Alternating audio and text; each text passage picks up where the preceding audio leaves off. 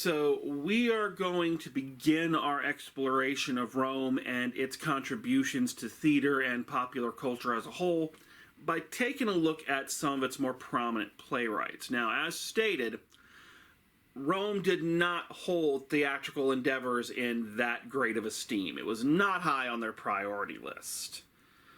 Other things would kind of take over, and we'll discuss those in the following video. But there were still playwrights. Granted, a lot of their work was just taking things that the Greeks had already done and changing the names around, or telling new versions of old stories. But there were still playwrights. But in my personal opinion, I feel that the study of Roman playwrights is important mainly because some of the things they are going to employ, some of the techniques that they are going to start using, and some of the stories that they are going to tell are going to prove to be the templates for theatrical theory and playwrights centuries down the line. Nothing these guys did, in my opinion, was as revolutionary as the things the Greeks did, which makes sense. I mean, the Greeks invented theater, so literally everything they did was revolutionary and new.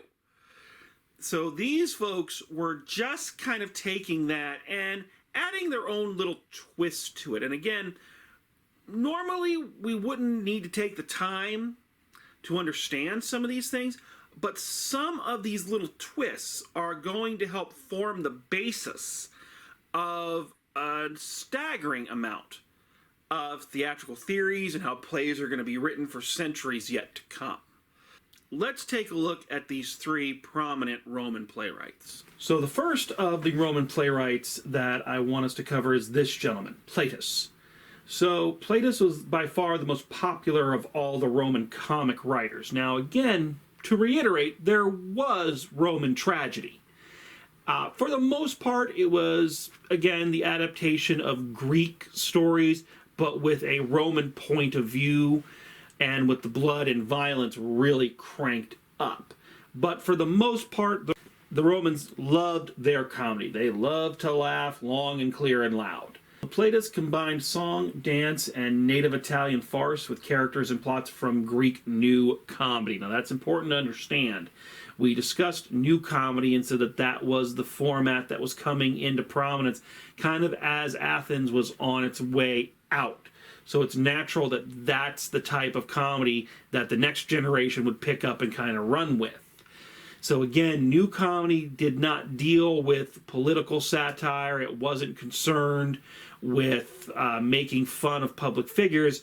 It was more domestic based. It was stories that dealt with the trials and tribulations of romance.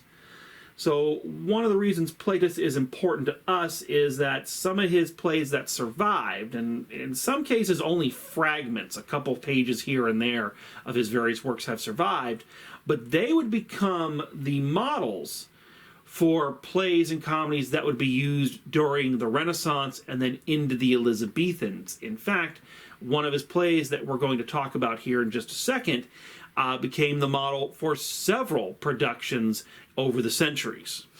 And the play in question that we were just discussing is this one, the Manic Me, or as I've always pronounced it, the Medici, which is not correct. Manic Me is the correct pronunciation. So this is probably Plato's most famous work by our standards. It's one of the ones that has survived, or at least survived in enough fragments that we kind of piece it together. Just a second ago, we talked about how his work would become the basis for a lot of work going forward, and this play is a prime example. This play would prove to be the influence for not only a Shakespearean play called The Comedy of Errors, but also a Broadway musical called The Boys from Syracuse. This is an excellent example of Roman farce. Farce was by far the most popular form of comedy in Rome. Farce, as we describe it, is a comedy without consequences. It's a lot of running around, a lot of doors slamming, a lot of people falling in love with the wrong person, always with a happy ending. It's what we would now call a madcap or a screwball comedy.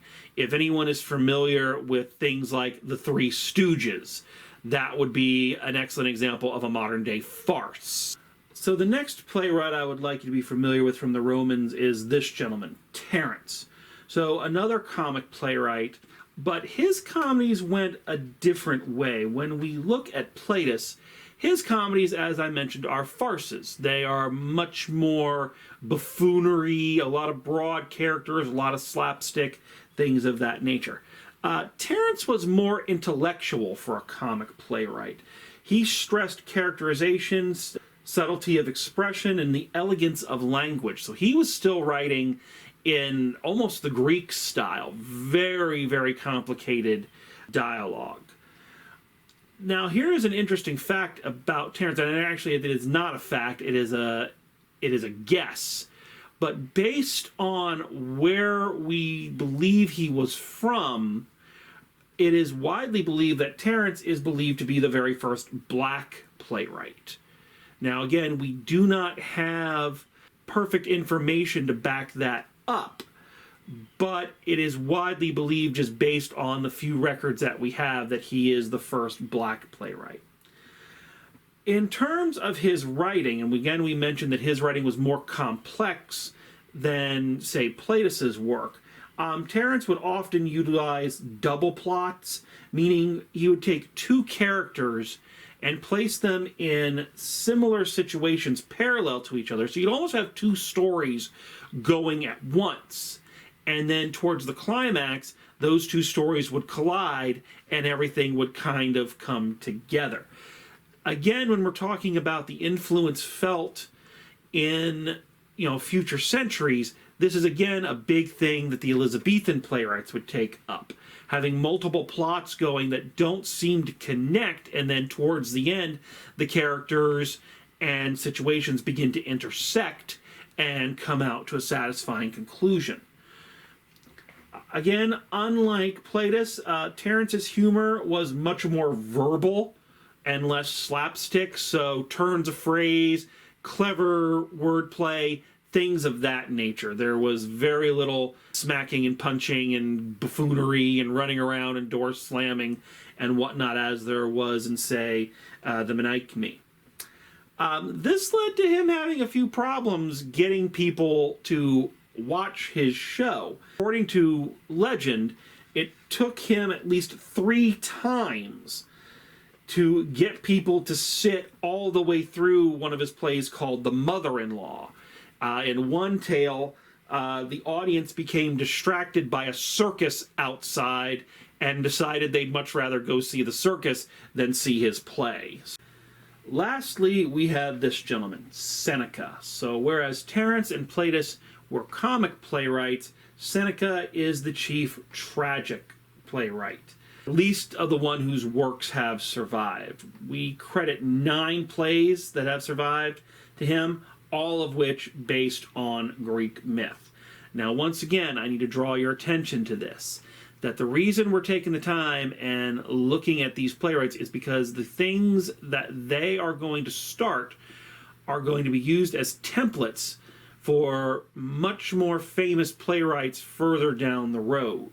So if you can see there, some of the things that were hallmarks of his work, the use of supernatural elements such as ghosts, witches, the intense depiction of violence on stage, and the use of soliloquies and asides. For those who don't know, a soliloquy is a speech that an actor delivers directly to the audience. So basically saying their inner dialogue out loud.